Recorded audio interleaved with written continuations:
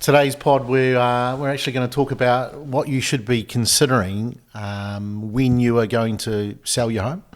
So, what's important when you're selecting your agent to sell your biggest asset. Yeah, Far away. I think it comes down to you pay for what you get, or you get what you pay for. And there's three ways of competing in business. One is to be the cheapest. Yep.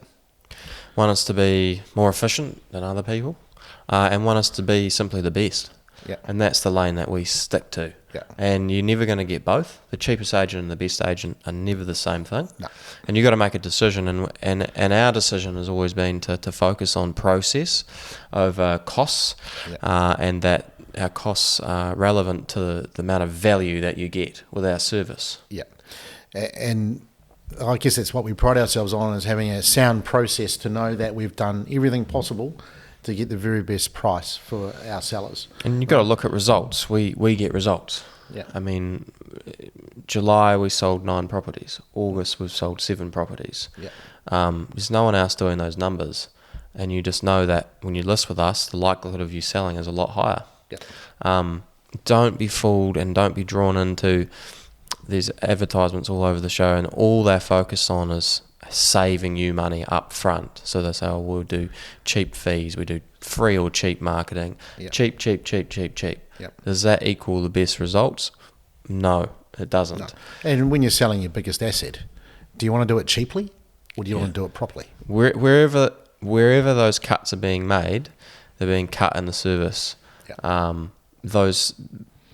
They can't offer the leadership and the management structure that we can, the multiple offices, the multiple agents, the Summit Weekly, the New Zealand Realtors Network, 7 websites, all of this stuff they simply can't offer it because they can't afford to, because they're not charging For it. Yeah. Yeah. Generally, things are free for a reason. Mm-hmm. Generally, things are cheap for a reason. Mm-hmm. Yeah. I mean, it doesn't matter what you look at. If you go to a mechanic and he's cheap, he's normally not going to do as good a job as the guy who charges a bit more but does a thorough job. Yeah. Right? It's the same thing in our world. People offer cheap fees, you're not going to get the same service and definitely not going to get the same result. We see it week in, week out. It's about 2 things. It's about getting the service and making sure that there's a real strong process to what's being done, and it's proven, and we prove that in our results, but also it's getting the better price at the end of it is a really important part, because that's the key. I think that's the key. You can write a graph and you say, right up front, this agent's cheaper, sure, but that's up front. You get to the end, and you can prove time and time again that actually we got them an extra 10, 15, 20k. The difference in fees, which might be 1,000, 2,000, whatever it is. You've just trumped that by getting the client an extra 8. So who's the cheapest at the end? Actually, we exactly. I think that's a great example. Too many people get caught up with what the costs are, and what the upfront costs are, rather than thinking about the end result.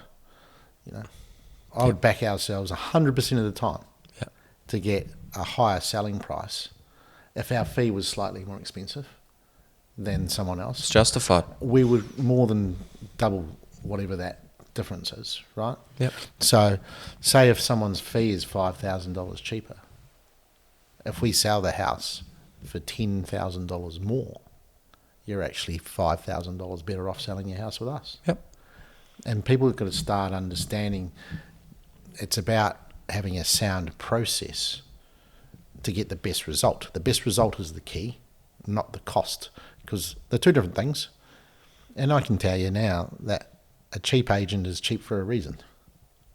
You're not going to have the same exposure for your property. You're not going to get the same service. You're not going to get the same exposure and the support from other agents. Well, the same amount of experience either. I mean, selling 9 homes and then 7 homes.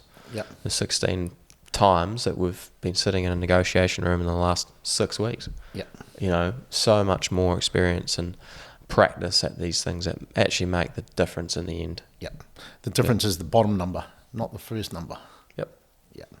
So when you're looking at selecting your agent to sell your home, which is generally your biggest asset, think about the process, think about the experience, think about the proven results, not about what's the fees.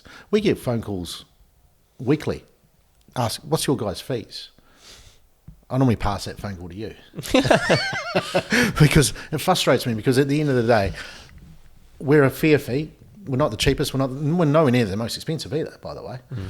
We're a fair fee, and we know time and time again that we'll get the best result. And it just frustrates me. People are shopping around for who's the cheapest fee to sell their biggest asset.